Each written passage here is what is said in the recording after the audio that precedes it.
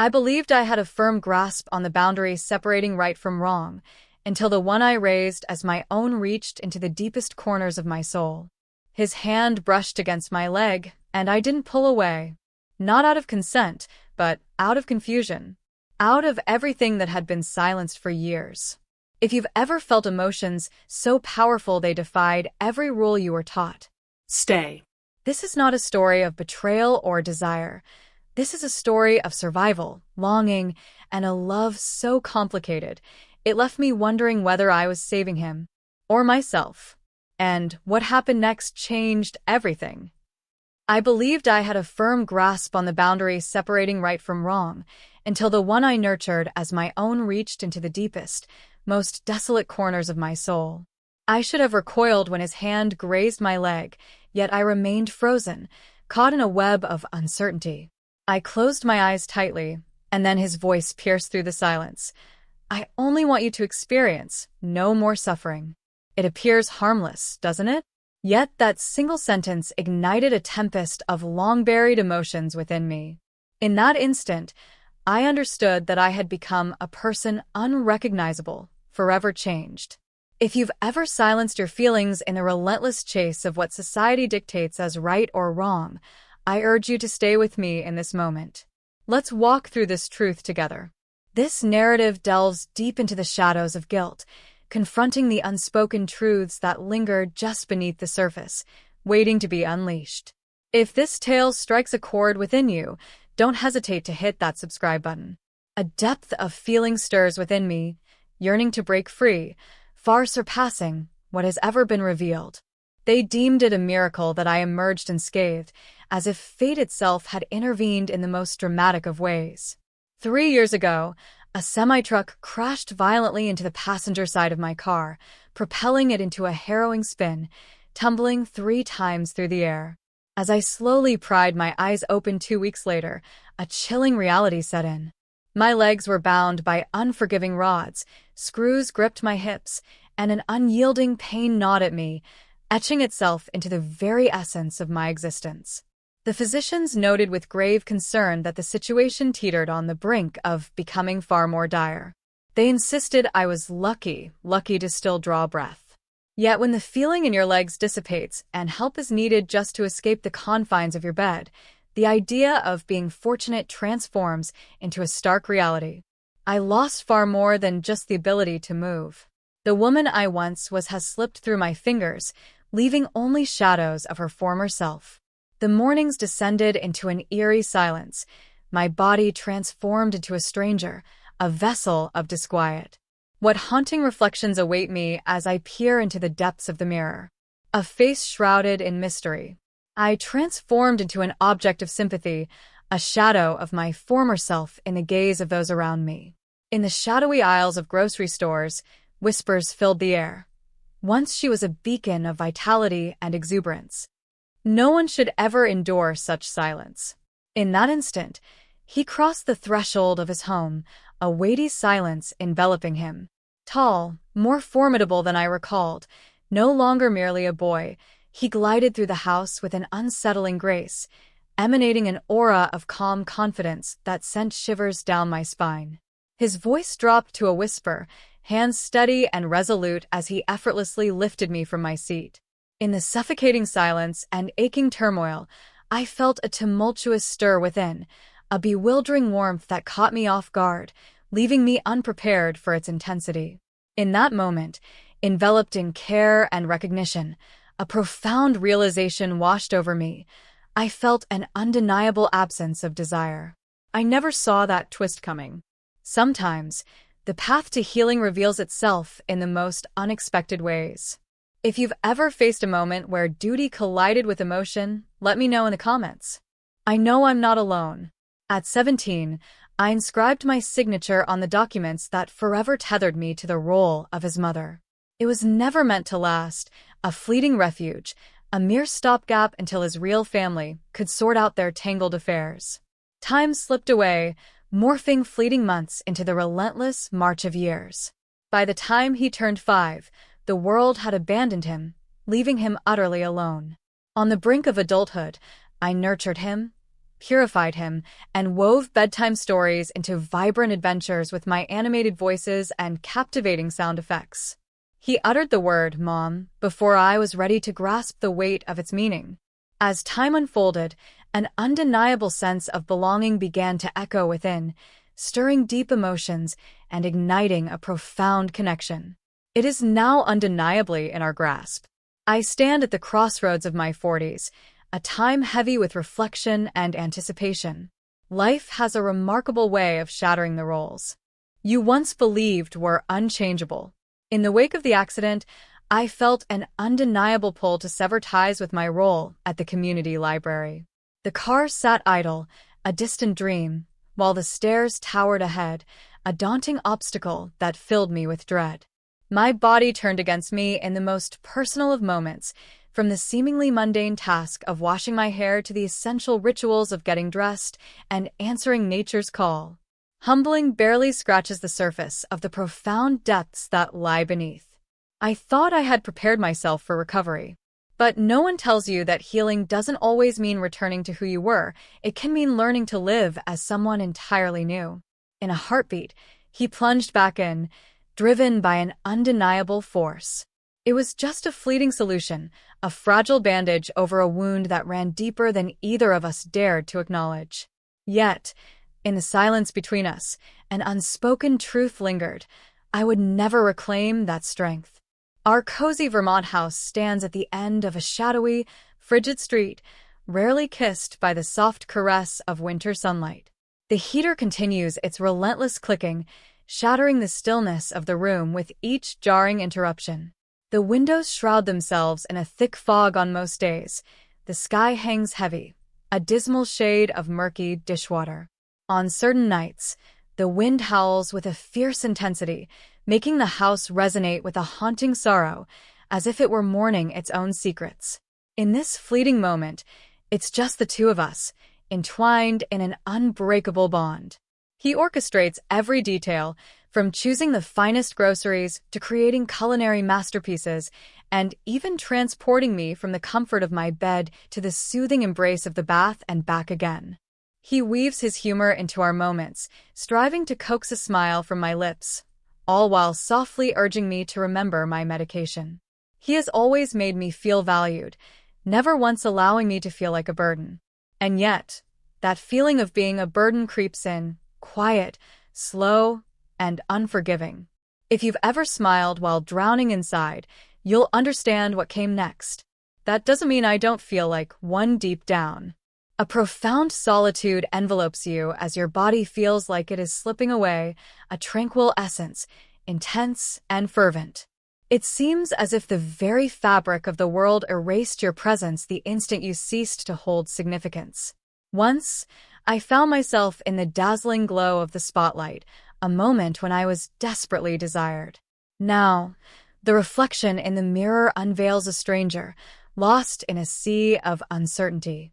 As the evening settled in, I sank into the couch, a dull ache throbbing through my legs, the chill creeping into my very bones, wrapping around me like a shroud. He knelt beside me, his fingers trembling slightly as he rolled up my sweatpants to just above my knees, the air thick with unspoken tension. His warm, calloused hands brushed against my skin, igniting a spark of electricity that sent shivers down my spine. In this charged moment, he asked softly, delving deep into the fraying edges of unease.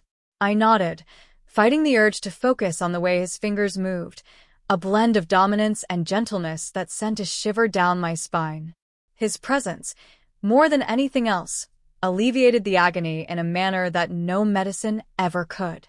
Yet on this occasion, it felt strikingly different. His hand shifted ever so slightly, and in that fleeting movement, the atmosphere thickened, charged with an unspoken weight. His fingers brushed against my waist, igniting a torrent of long-dormant emotions I had thought were buried forever. My breath caught in my throat, and his followed suit. That split second, that accidental gesture, left an irreversible imprint. Have you ever felt something shift, so quietly but so permanently, in the span of a single breath? In that instant, we stood paralyzed, grappling with the weight of the charged atmosphere that enveloped us. The air was heavy, crackling with an unvoiced intensity, as if the walls themselves held their breath, anticipating our next move. His apologies tumbled from his lips as he withdrew his hand, the warmth still burning on my skin, a haunting reminder of his touch. "No," I gasped, my breath hitching in frantic bursts. Everything seemed perfect. His gaze met mine, a flicker of doubt dancing within them. He nodded, then slowly pulled the fabric down, his hand lingering just a moment too long against my leg. "You're fine," he murmured, his voice barely breaking the silence, a fragile reassurance hanging in the air. It was a bold declaration. I offered a barely perceptible nod. A deep sense of discontent enveloped me as a tumultuous transformation loomed, raw and splintered. The silence returned, but this time it was laden with an oppressive weight, a heaviness that wrapped itself around everything, far more profound than before. A shiver coursed through me, igniting a fire deep in my chest, where his hand lingered just a breath away. After an agonizing pause, I finally focused on the daunting possibilities that awaited me. As I sat in the quiet of my thoughts, the weight of my unfulfilled desires pressed heavily upon me.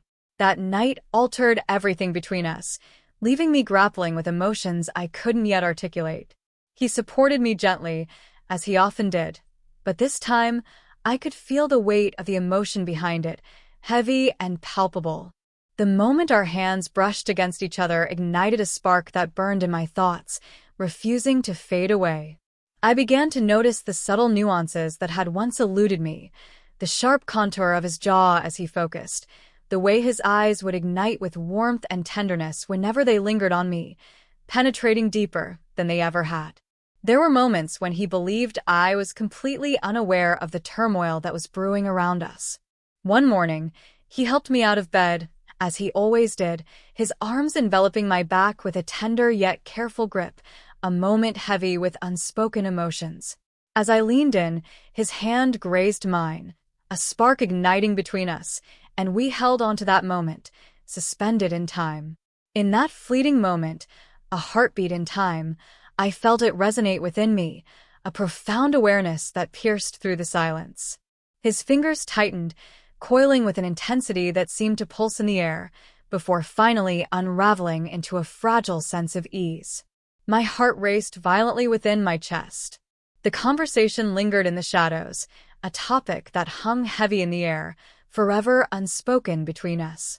It was as if we had stepped onto a narrow ledge together, no longer able to retreat, and yet too afraid to leap.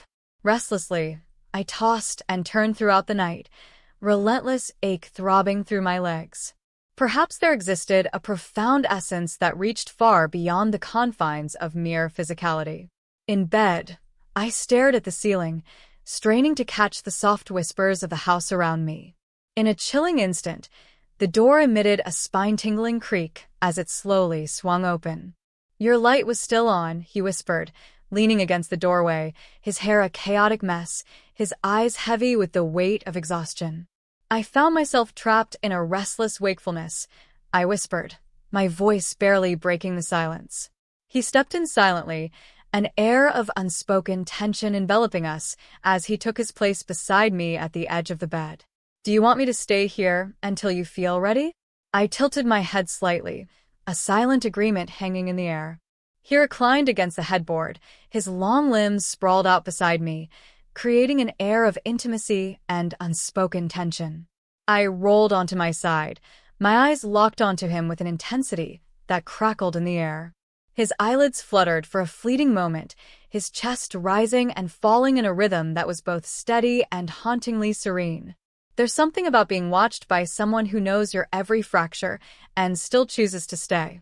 Before long, he lay motionless, his body shrouded in an unsettling warmth and an oppressive silence. I lingered by his side, caught in a web of uncertainty, unsure if the silence enveloping us was a balm for our souls or a chasm of unspoken words. My hand hovered just above his, the air thick with unspoken words. I fixated on the ceiling, yearning for the answers to emerge from the haunting shadows created by the flickering light. Sleep eluded me, a distant whisper in the night. My mind was a relentless echo, capturing every breath, every fleeting moment of intimacy that hung in the air between us. As dawn broke, the once clear boundary between obligation and longing had twisted into an indistinguishable haze, leaving me in a state of turmoil. He stirred awake, his eyes fluttering open, and a fragile smile broke through the haze of confusion. "Morning," he breathed, his voice barely breaking the silence. I nodded, my voice swallowed by the chaos of last night. I sat up, my heart racing, and carefully adjusted the blanket over him, feeling the weight of the moment hang in the air. As I turned to leave, his fingers brushed against my wrist, a delicate yet electrifying touch that sent a shiver down my spine. "You don't have to pretend with me," he said, his voice steady yet laden with unspoken weight.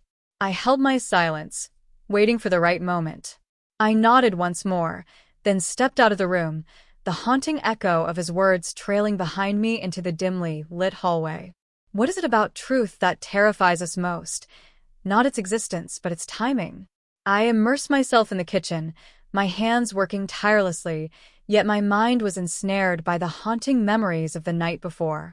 The sharp clang of a spoon echoed through the silence, the refrigerator's hum became a distant murmur, and the relentless ticking of the wall clock transformed into a haunting reminder, all consumed by the chaos swirling in my mind.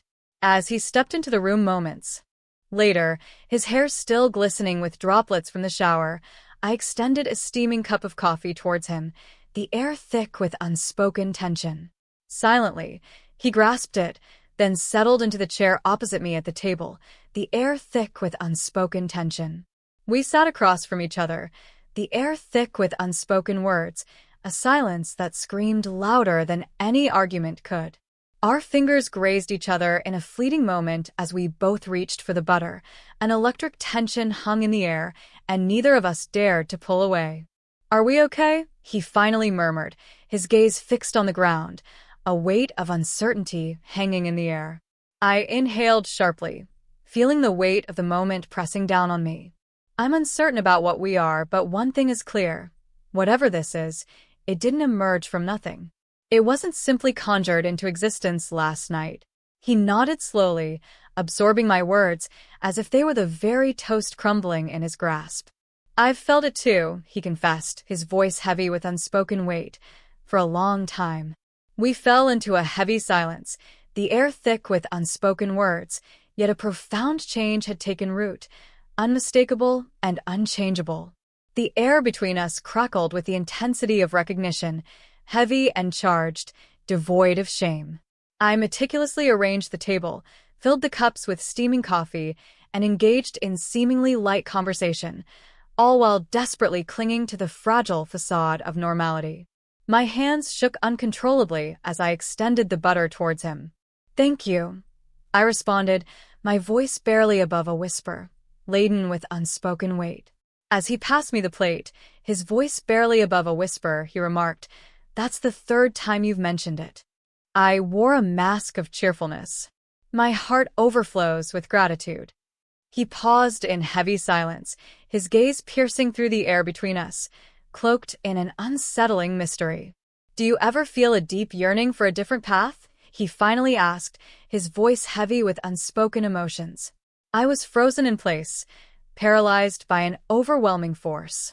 The blade in my grasp hovered ominously above the slice of toast, and in that fleeting moment, a surge of unfamiliar strength coursed through me.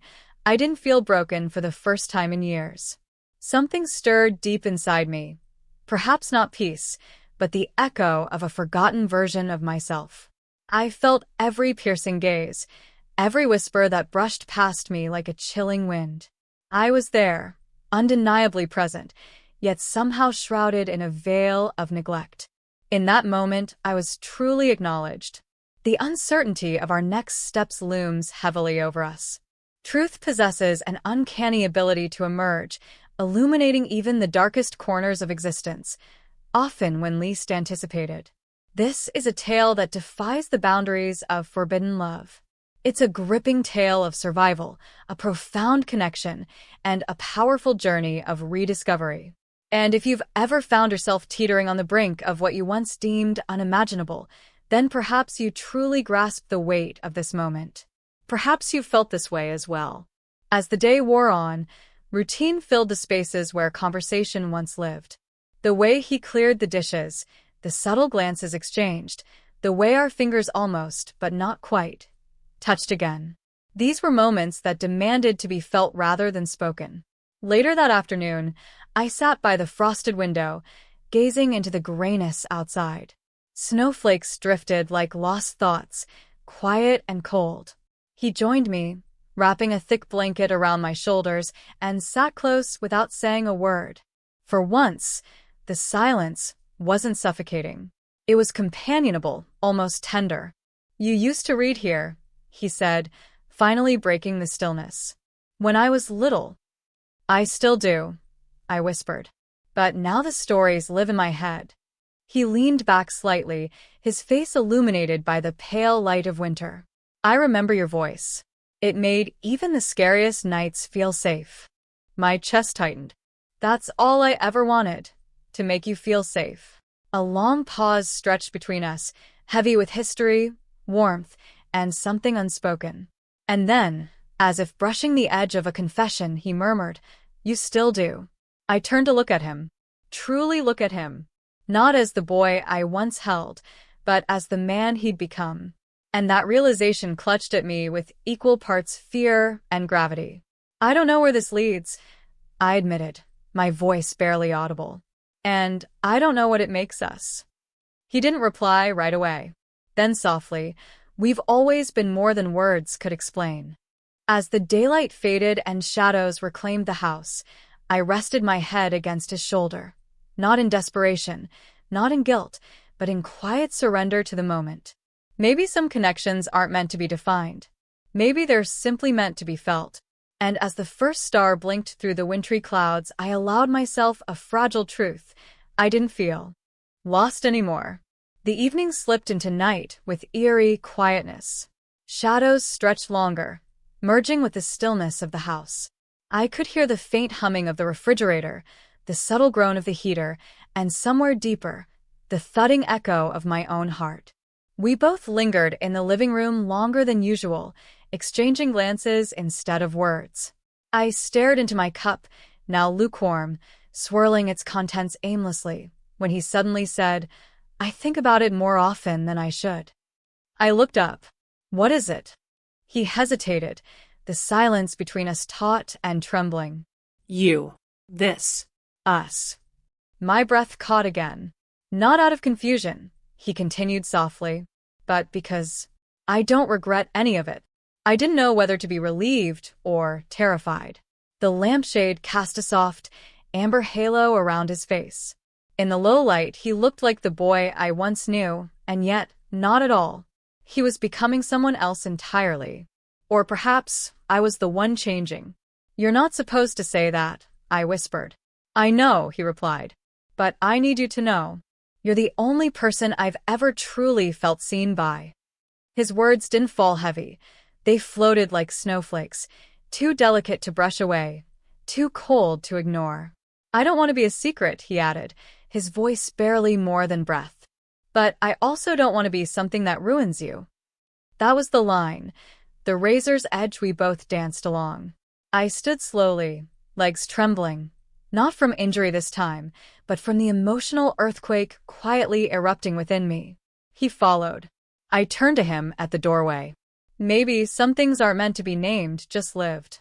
Quietly, carefully, honestly." He nodded. "I can live with that, as long as I'm close enough to hear you breathe." And just like that, the world outside faded into silence.